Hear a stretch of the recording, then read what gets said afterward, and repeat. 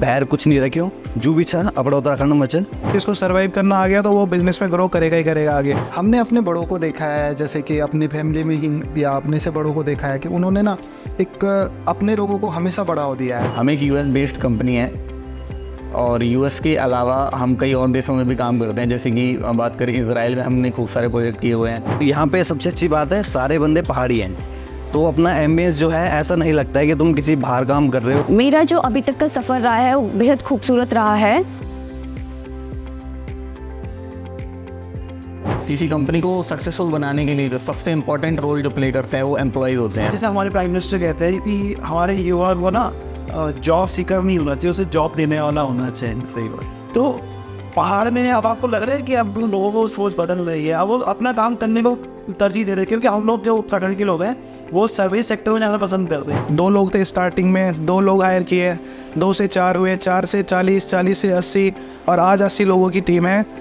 ऐसा होना चाहिए कि हमें गांव साइड जाना चाहिए अपने, और आने वाले टाइम में वह तो अपनी खुद की सोच बना रखी कि मेरी एज जो होगी 40 से 45, जब सब कुछ सेट होगा तो मैं अपने गांव की तरफ मूव करूँगा। आज हम उस स्टेज पे हैं कि हमें क्लाइंट के पास नहीं जाना पड़ता, क्लाइंट हमें खुद ही अप्रोच करते हैं। मेरा हमेशा से ही एक सपना था कि मुझे अपने उत्तराखंड को छोड़कर बाहर जॉब करने के लिए ना जाना पड़े। हम जैसे दिल्ली बड़े शहर में जाते हैं तो वहाँ की चकाचौंध देख के होता ही है कि यार कहाँ आ गए, क्या आ गए। बहुत टफ सिचुएशन होती है वहाँ, कैसे बस में जाना है, कहाँ से जाना है, कैसे करना है। एक सोच रहती है बस कि हाँ सैलरी शायद बाहर ज़्यादा है, तो हम उस चीज़ों को भी धीरे धीरे करके मीट करने की कोशिश करते हैं। काफ़ी अच्छा लगता है मुझे ये देख के कि हमें अपने शहर में, अपने उत्तराखंड में ही एक रोज़गार का अच्छा ऑप्शन मिल चुका है यहाँ।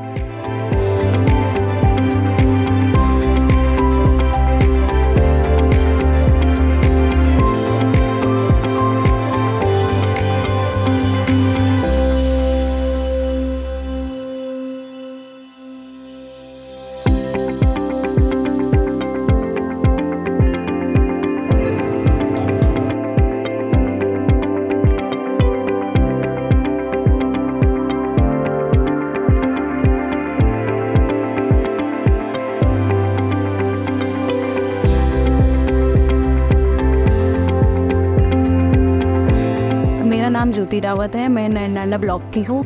मेरा नाम धीरज सिंह है, मैं टिहरी गढ़वाल का रहने वाला हूँ। मेरा नाम यशवंत सिंह बिस्ट है और मैं अल्मोड़ा ज़िले से बिलोंग करता हूँ। सुशील खंडूरी, मैं टिहरी गढ़वाल छाम कंडीसौर से रहने वाला हूँ। मेरा नाम अजीत जोशी है और मैं उत्तरकाशी का रहने वाला हूँ। उत्तरकाशी में एक गांव है डुंडा गांव, तो मैं वहीं का रहने वाला हूँ। मेरा नाम मनोज थलवाल है, मैं बेसिकली टिहरी गढ़वाल से बिलोंग करता हूँ। मेरा नाम विकास चंद है और मैं टिहरी गढ़वाल में नैन नगर में रहने वाला हूँ। नमस्ते, मेरा नाम शुभांजलि गुसाई है, मैं पौड़ी के कंदारा गांव की रहने वाली हूँ। मेरा नाम नीलम पोखरियाल बधानी है, मैं देहरादून उत्तराखंड से बिलोंग करती हूँ।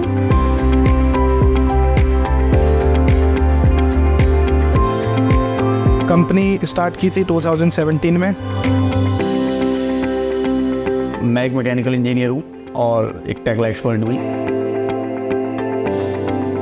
हमने अपने बड़ों को देखा है, जैसे कि अपनी फैमिली में ही या अपने से बड़ों को देखा है कि उन्होंने ना एक अपने लोगों को हमेशा बढ़ावा दिया है। तो हम भी यही चाहते हैं कि अपने उत्तराखंड, अपने गढ़वाल के लोग आगे बढ़े।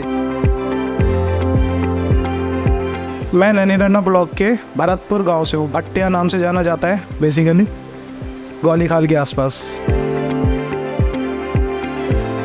जो मेरा एजुकेशन रहा है, मेरा बेस जो रहा है अपना उत्तराखंड के किन्नौरी खाल से रहा हुआ है और बहुत अच्छा टाइम रहा है वहाँ पे, क्योंकि मैंने ये उत्तराखंड में करीब 18 से 20 साल रहा हूँ। मैं यहाँ की कठिनाइयों के बारे में और सब चीज़ों के बारे में जानता हूँ भी हूँ अच्छे से ही। उसके बाद मेरी जो टेक्निकल एजुकेशन हुई, जो ITI करी मैंने संत महादेव पौड़ी गढ़वाल से करी है।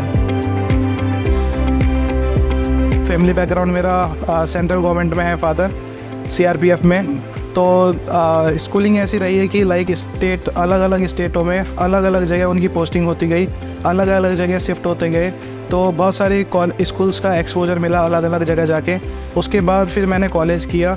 कॉलेज मैंने देहरादून से ही किया था। उसके बाद फिर हम गए जॉब करने। जॉब मैंने की थी दिल्ली में, तो वहाँ पे जॉब की मैंने 3 साल। तो जॉब करने के बाद ऐसा लगा कुछ कि अब कुछ करना चाहिए अपना भी स्टार्ट। तो हम लोग 2014 में मिले थे, कंपनी में हम काम करते थे नोएडा में। उसके बाद में एक थॉट आया राहुल को कि यार चलो कुछ नया करते हैं, कुछ बड़ा करते हैं और उत्तराखंड के लोगों के लिए कुछ अच्छा भी कर पाएंगे इसी के साथ में। तो उस टाइम पे जस्ट एक आइडिया ही था। फिर हम सब लोगों ने थोड़ा ब्रेन स्टॉर्मिंग करी, सोचा कि क्या करना चाहिए क्या नहीं करना चाहिए। तो ये सब होते होते 2017 आया। फिर उसके बाद मैं पहली बार 2017 में उत्तराखंड आया, क्योंकि मैं दिल्ली से हूँ। तो 2017 में मैं आया तो पहाड़ों से कनेक्शन फील हुआ और लगा कि नहीं ये जगह है। और उसके बाद मेरे फ्रेंड्स लोग तो जो पार्टनर्स भी हैं, तो उन लोगों ने बोला कि चलो यहीं स्टार्ट करते हैं, क्योंकि हम घूमने आए थे 2017 में यहाँ पे।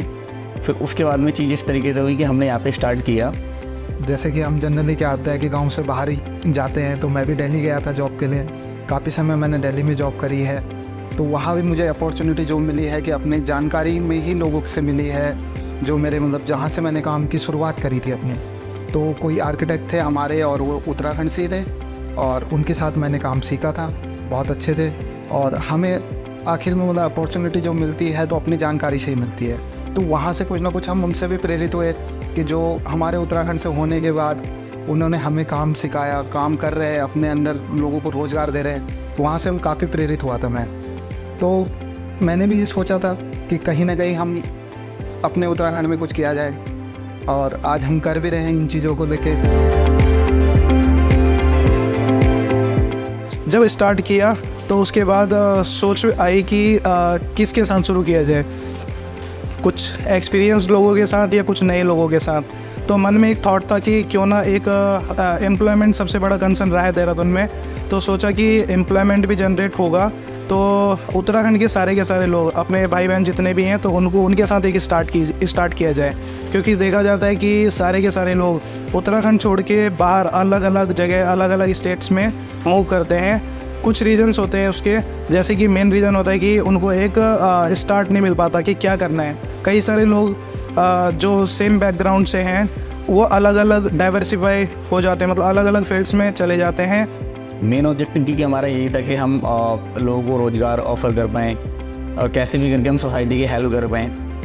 तो इस तरीके से हमारा ये प्रोजेक्ट स्टार्ट हुआ। हमने यहाँ पे बिजनेस इस्टेब्लिश किया और हम सक्सेसफुल भी रहे, और आज हमारे पास अच्छी खासी टीम है और कई सारे ऐसे लोग भी हैं जो हमारी कंपनी के थ्रू बाहर भी जा चुके हैं, दिल्ली और गुड़गांव ऐसी जगहों पे अच्छी पोजीशंस पे काम कर रहे हैं। तो एक खुशी होती है कि हम सोसाइटी की कुछ हेल्प कर पाए, यहाँ हम रोज़गार जनरेट कर पाए।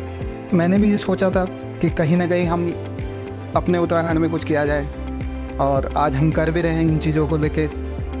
काफ़ी लोग हैं हमारे अंडर में जो हमारे कर्मचारी हैं, आज 80 के लगभग हैं हम, और कुछ लोग करके भी निकल चुके हैं यहाँ से, जिनको अच्छी अपॉर्चुनिटी मिली है, अच्छी सैलरी पैकेज पे जा रहे हैं। 2 लोग थे स्टार्टिंग में, 2 लोग हायर किए, 2 से 4 हुए, 4 से 40, 40 से 80, और आज 80 लोगों की टीम है।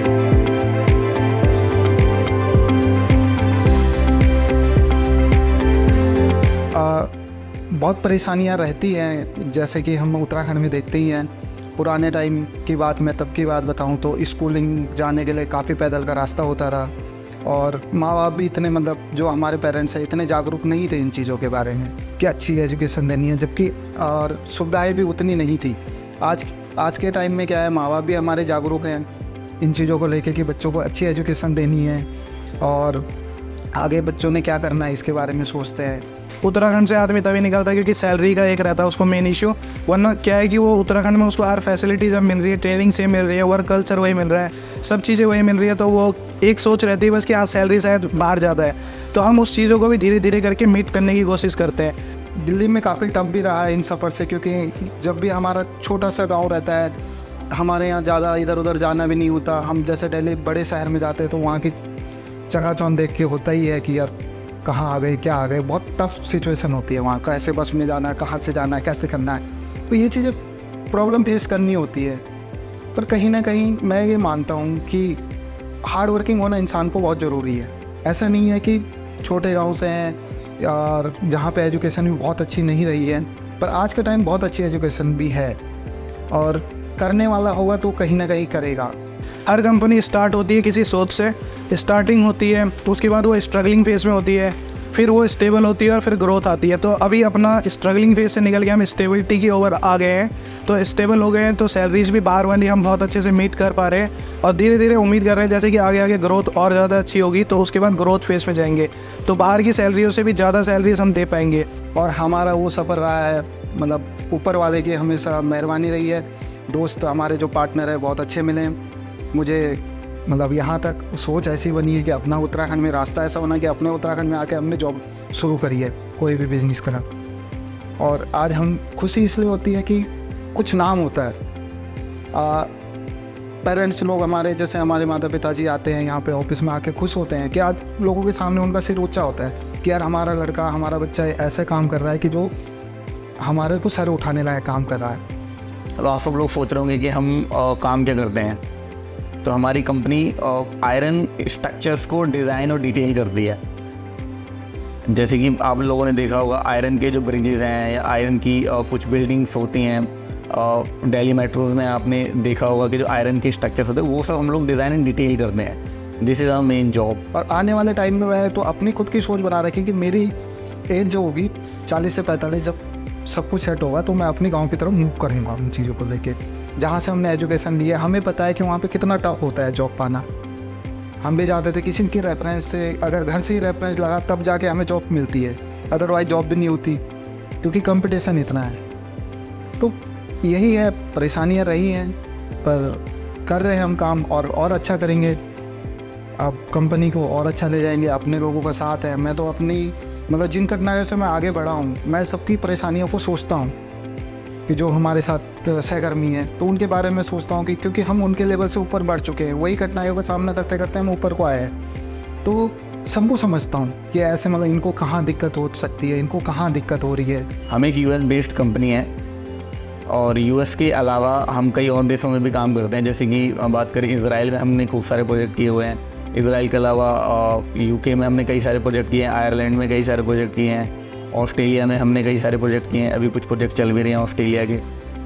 तो ये कुछ कंट्रीज आते हैं, हमने कई सारे प्रोजेक्ट किए हैं या कर रहे हैं और फ्यूचर में भी हमें बहुत अच्छी उम्मीद है कि हम इन कंट्रीज़ के साथ में और भी प्रोजेक्ट करेंगे। हमारे पास जो भी आते हैं, मतलब दूरस्थ क्षेत्र से भी आते हैं, हम इंटरव्यू लेते हैं, उस टाइम हमें लगता भी है कि इनको कितनी नीड है जॉब की, तो उन चीज़ों को समझते हैं। और हमेशा हमारे बड़ों ने जो सहयोग किया, हम भी चाहते हैं कि हमें उसी राह पे भी हम भी चलें। बिज़नेस करने के दौरान सबसे टफ टाइम था हमारा कोविड में क्या हुआ कि हमने बिज़नेस जब स्टार्ट किया था उसके 2 साल के अंदर कोविड आ गया, फर्स्ट कोविड की वो आ गया है ना। उस टाइम हमारे पास 35 लोग के करीब थे।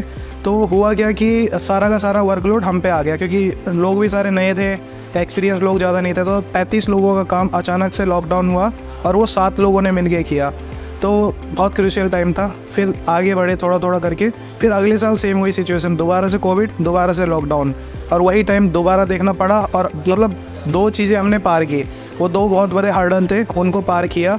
लाइक वो एक्सपीरियंस हमारे लिए बहुत बढ़िया रहा था क्योंकि काम करने को बहुत ज़्यादा मिला, नया एक्सपोजर, और एक हर्डल को पार करना हमें आ गया। तो लाइक सर्वाइव करना आ गया, जिसको सर्वाइव करना आ गया तो वो बिज़नेस में ग्रो करेगा ही करेगा आगे। किसी कंपनी को सक्सेसफुल बनाने के लिए जो सबसे इम्पोर्टेंट रोल जो प्ले करते हैं वो एम्प्लॉयज़ होते हैं। और हमें खुशी है कि आज हमारे पास में 80+ एम्प्लॉयज़ हैं और हमारे सारे एम्प्लॉयज़ जो हैं यहाँ के लोकल कॉलेज से ही हायर किए हैं हमने। और हमारे पास जो एम्प्लॉयज़ हैं वो उत्तराखंड के इंटीरियर लोकेशन से भी हैं, जहाँ पे जाने के लिए आपको कम से कम 1 दिन लगेगा या 1.5 दिन भी लगता है कई जगहों पे जाने के लिए। तो वहाँ से भी हमारे पास एम्प्लॉयज़ है और हमें खुशी है कि इतने दूर दराज के क्षेत्रों से भी लोग आके हमारे साथ जुड़े हैं और वो आज के टाइम पे एक हाई एंड टेक्नोलॉजी पे काम कर रहे हैं, जिसको बेस्ट माना जाता है आज के टाइम पे कंस्ट्रक्शन की फील्ड में। जो हमारी सोच है यही चाहती है कि हम भी कुछ ना कुछ अपनों के लिए अच्छा करें, कि आगे हमें भी याद रखा जाए। एक टाइम के बाद सबने ही निकल जाना इस दुनिया से, पर कहीं ना कहीं नाम रहना चाहिए और वो नाम के लिए हमेशा काम करना ही करना चाहिए।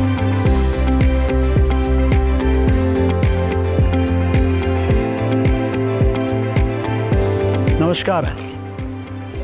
अक्सर आप मुझे पहाड़ों में देखते हैं, मैं पहाड़ों से ही आपको कुछ अलग कहानियाँ दिखाने की कोशिश करता हूँ, लेकिन आज आप देख रहे होंगे कुछ कॉर्पोरेट सा लग रहा है ना।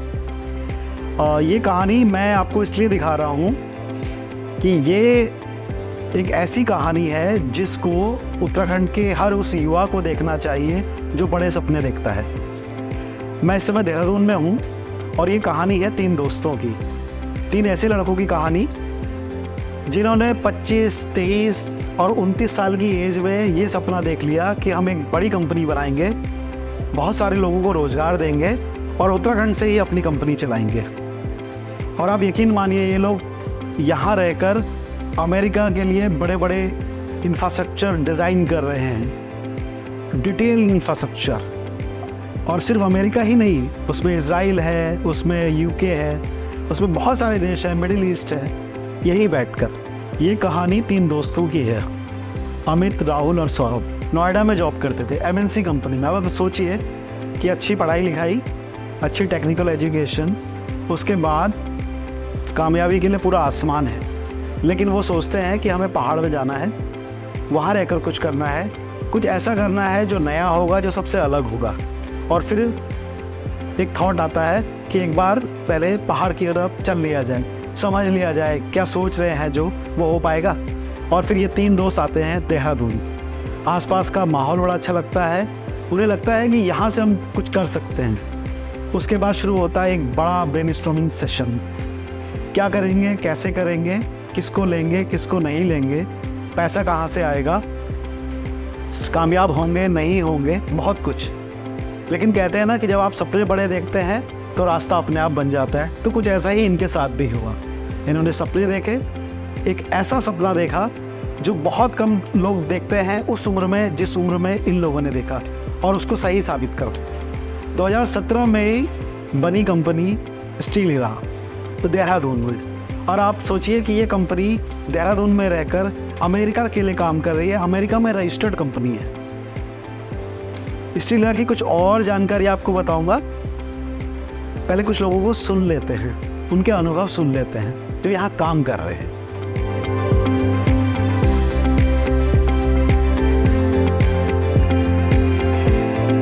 यहाँ पे सबसे अच्छी बात है, सारे बंदे पहाड़ी हैं, तो अपना एम्बियंस जो है ऐसा नहीं लगता है कि तुम किसी बाहर काम कर रहे हो या इतनी इंटरनेशनल कंपनी। क्योंकि हम लोग जो है अमेरिका, इज़राइल, काफ़ी सारे प्रोजेक्ट्स हमारे चलते रहते हैं, तो उसके बीच भी हम लोग अपना एक पहाड़ी एम्बियंस यहाँ पे बना के रखते हैं। अपने दोस्तों से मिलते हैं, उनसे अपनी लैंग्वेज में बात करते हैं, पहाड़ी लैंग्वेज में। और एक अपने पहाड़ी भाइयों को बोलना चाहूँगा कि भाइयों, बहर कुछ नहीं रखियो, जो भी छा अपना उत्तराखंड में चल। और अपना उत्तराखंड का भीतर अगर इतना अच्छी सुविधा तुमसे मिल लगी तो ये तुरंत ले लिया और बहर न जावा।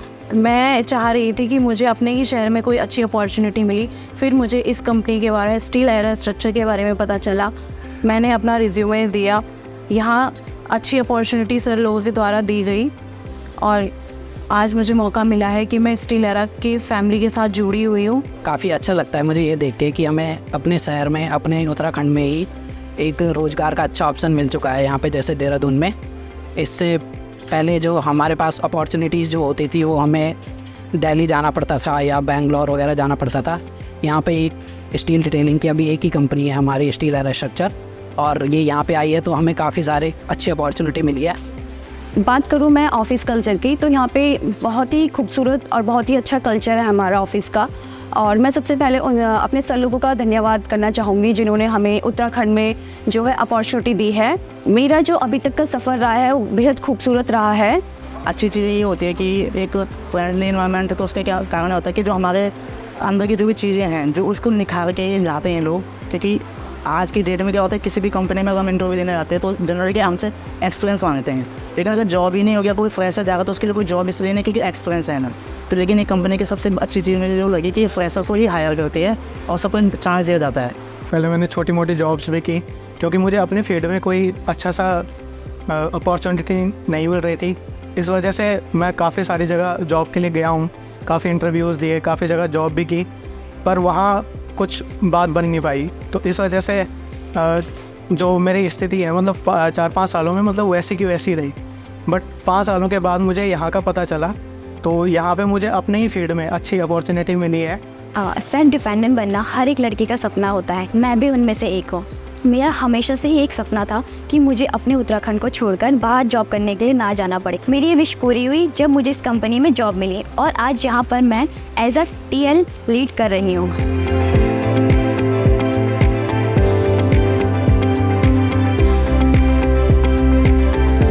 यहाँ यहाँ आकर एक चीज़ मुझे जो सबसे ज़्यादा अच्छी लगी वो ये लगी कि ये सारे लोग एक ही विचार के हैं।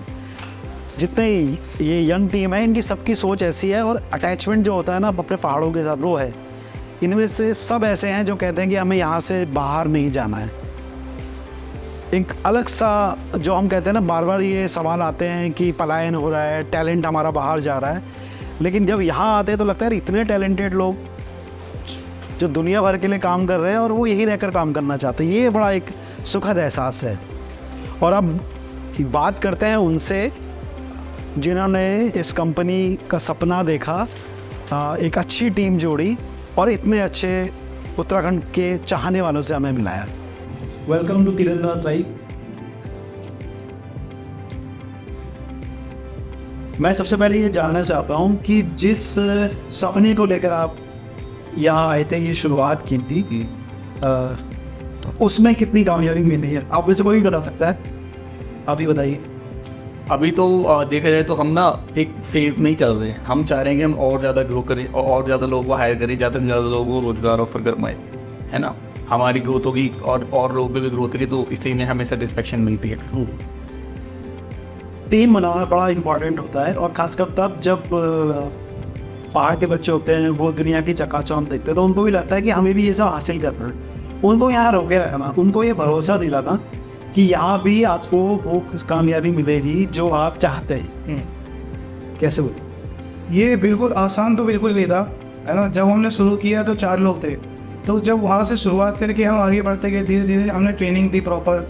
पहाड़ के लोग आपने देखा होगा ज़्यादातर हिंदी मीडियम से निकलते हैं, और हिंदी मीडियम से निकल के वो यहाँ आते हैं, और हिंदी मीडियम से निकल के जब यहाँ आते हैं तो पूरा यहाँ पे हमारा हम काम, जैसे आपको बताया कि बाहर का करते हैं, आउटसोर्स का पूरा अदर कंट्रीज़ के लिए करते हैं।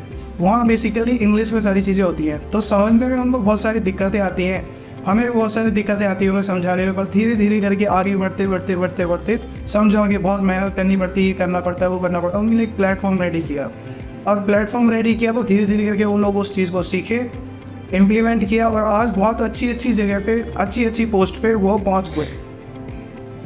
सिर्फ यही नहीं, और भी अलग अलग कंपनियों में भी जो लोग यहाँ से निकल के गए हैं वो अच्छी पोजीशंस पे काम कर रहे हैं, तो ये भी एक अचीवमेंट है।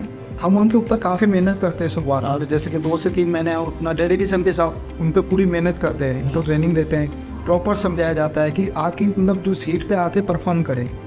कई लोग आजकल क्या है, एज ए बिजनेस में बोल रहा तो लोग क्या चाहते हैं कि बना आदमी चाहिए, है ना, रेडी टू वर्क, तो वो चीज़ कोई नहीं देता। हो जो हम यहाँ पर प्रोवाइड करवाते हैं, बंदे को बनाने में हमें काफ़ी 2 साल का टाइम देना पड़ता है उनको। वो एक अच्छे डिटेलर डिटेलर बनाते हैं, 2 साल का टाइम हमें उन्हें देना पड़ता है। तो आप कह रहे हैं कि 2 साल में आपका एक जो है एंड अच्छे से तैयार होता है, अच्छा हुआ है, जो बाहर के क्लाइंट को डील कर सके या उनकी ज़रूरत के हिसाब से काम कर सकें। आप दोनों उत्तराखंड से थे, ये आपको नोएडा में मिले है, इनको कैसे एग्री किया कि भाई चलो तुम्हें पहाड़ चलना और हमारे साथ काम करना? ये अरे हम मिले एक बार, एक मौका ऐसा बना कि हमने सोचा तो बहुत कुछ था कि ऐसे करेंगे, तो होता ना कई बार सोच मिल जाती है, तो सोच मिली इनके साथ और वहीं से उस चीज़ की शुरुआत हुई। हमने कहा क्यों ना एक बार घुमाए जाए, क्योंकि प्लान तो कर रहे थे कि कहाँ से करें। उत्तराखंड के बारे में बहुत कुछ हम चाह रहे थे कि यहाँ से कुछ किया जाए। हमने मिलकर डिसाइड किया, फिर भाई को बताया, फिर हम घूमने आए एक बार, तो इन्हें इतना पसंद आया कि उन्होंने कहा यहीं से शुरुआत करते हैं, है ना। वहीं से इस चीज़ की शुरुआत हुई और बहुत खुश थे, और एग्री करवाने की ज़रूरत ही नहीं पड़ी, वो खुद ही एग्री हो गए, है ना, कि क्यों ना यहीं से शुरुआत की जाए। अब तो 7-8 साल हो गए, और कितने पहाड़ी हो चुके हो? काफ़ी पहाड़ी हो चुका हूँ, देखा जाए तो अब मेरे को लैंग्वेज समझ में आने लगी है, थोड़ा बहुत बोल भी लेता हूँ। अच्छा, चोरी से भी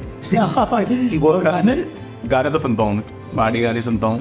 तो गाना बताइए जो पसंद हो। जो मेरे को जो सबसे अच्छा गाना लगता है, जो मैंने पहले सुना था, बीड़ू पाको 12 मासा, ये मैंने सबसे पहले गाना सुना था जो पहाड़ का था। ये हमारे पहाड़ के एंथम में था। हाँ, ऐसे क्या है, नरेंद्र सिंह नेगी जी के हैं कुछ गाने हैं जो बहुत पॉपुलर, एक तो टीरी लोअर ऐसे करके वो कोई गाना है, तो वो मतलब अच्छा है। मैं देखा काफ़ी लोग इमोशनल भी हो जाते हैं उस गाने को सुन के, तो वो मेरे को जब मैंने उसकी वीडियो देखी तो समझा कि वहाँ क्या हुआ था टीरी को, तो वो काफ़ी मतलब मेरे को ही फील हुआ कि चीज़ें भी हुई हैं, पहाड़ों की। अच्छा, आप लोग ज़्यादातर काम बाहर के लिए करते हैं, आउटसोर्स करते हैं, आपका कभी ये नहीं होता कि हम लोग अपने पहाड़ में कुछ इस तरह का कर पाएँ? उत्तराखंड में, मैं उत्तराखंड की बात कर रहा हूँ, कभी इस तरह की कोशिश नहीं की, या अभी फ़िलहाल फोकस वहाँ है, बाद में एक्सपेंड करेंगे तो सोचेंगे इस तरह से कुछ? इसमें मैं बोलूँगा कुछ। मेरा भी बैकग्राउंड थोड़ा सा, मैंने बताया था आपको कि थोड़ा मिलिट्री बैकग्राउंड रहा है। फादर CRPF में थे, तो होता है ना एक देश के लिए वो कुछ कर रहे हैं, तो अपने उन्हें भी थोड़ा सा वो आया था कि क्यों ना हम भी कुछ करें। तो फौज में तो नहीं जा पाए, तो कुछ और सही, तो हमने बाहर की कंट्री से जितना भी एक टाइप से GDP में ग्रोथ हो रही, जितना भी पैसा बाहर से आएगा, तो वो भी एक कंट्रीब्यूशन है देश को आगे बढ़ाने के लिए। बात होती है तो GDP ग्रो हो रही, GDP ग्रो हो रही, तो वो कब ग्रो होगी? जब बाहर से पूरा पैसा इंडिया में आएगा, है। और इंडिया में रोजगार मिल रहा है, इंडिया में छोड़ो आपके उत्तराखंड में रोजगार मिल रहा है।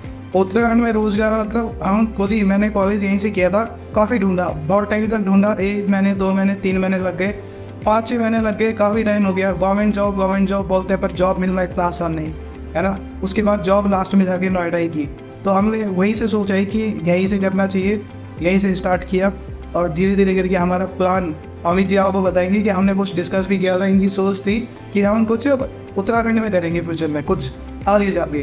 फ्यूचर के लिए हम सोचते हैं हमेशा कि यार ऐसा कुछ किया जाए कि जैसे हमारे साथ में चौरव है, राहुल है, तो हमेशा यही रही है कि कुछ ऐसा भी किया जाए कि जो अपनों के लिए किया जाए, वहाँ पे किया जाए।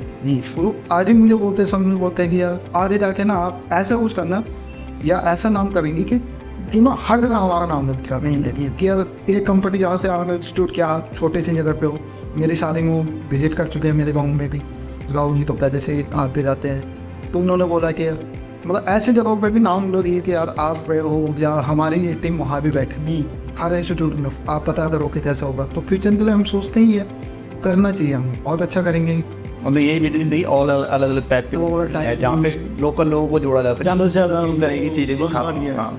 अच्छा, मुझे एक बात बताइए, आप क्योंकि आप पहाड़ भी पड़े, वहाँ के चैलेंजेस को आपने फेस किया, इसकी वजह से आपका अटैचमेंट था, या आपको लगता है कि नहीं ये सब में लगभग अपने पहाड़ को लेके अटैचमेंट होता है? नहीं, ऐसा होता है ना कि जो बहुत टाइम रहा हो तो उसका अटैचमेंट कभी नहीं हट सकता। हाँ, क्योंकि जिसका घर थी वहाँ पे हुआ हो, उसने हर चीज़ें देखी हैं। हाँ। शहर का माहौल बिल्कुल अलग है, गाँव का माहौल ही अलग होता है, तो आदमी की हमेशा ही टच रहता है उन चीज़ों से। यार कोशिश भी यही करता है कि यार वहीं जाऊँ मैं।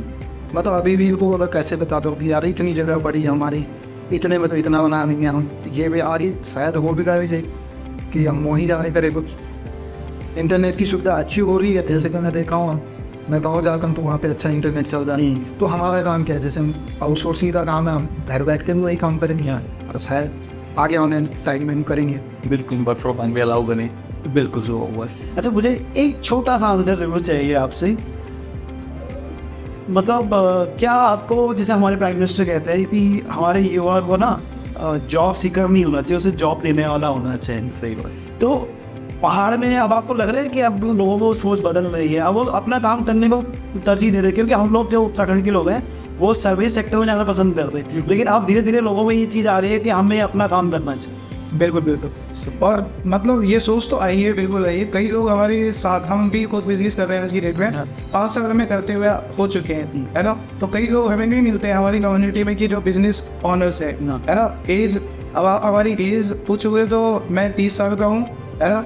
ये भाई हमारे 29 साल के हैं, और अमित जी भी हमारे लगभग 32 साल के हैं, तो हमें सबसे बड़े हैं और ये सबसे छोटे हैं। और आप लोगों की इतनी कम एज है, और आपने 2017 में कंपनी शुरू कर दी, आज से 7 साल पहले। तो उस समय आपकी एज तो बहुत ही कम था। 22-23 रही होगी, 24-25 में 27। और मतलब इतनी कम एज में ये सोच लेना कि हम अपनी कंपनी बनाएंगे, हम बहुत सारे लोगों को रोजगार देंगे, मतलब कमाल है।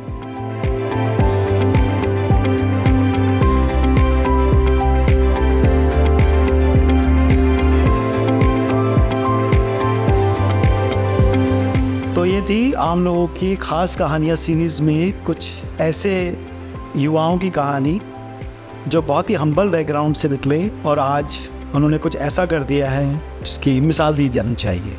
ऐसी ही और कहानियों के लिए जुड़े रहिए हमारे साथ, देखते रहिए तीरंदाज लाइव।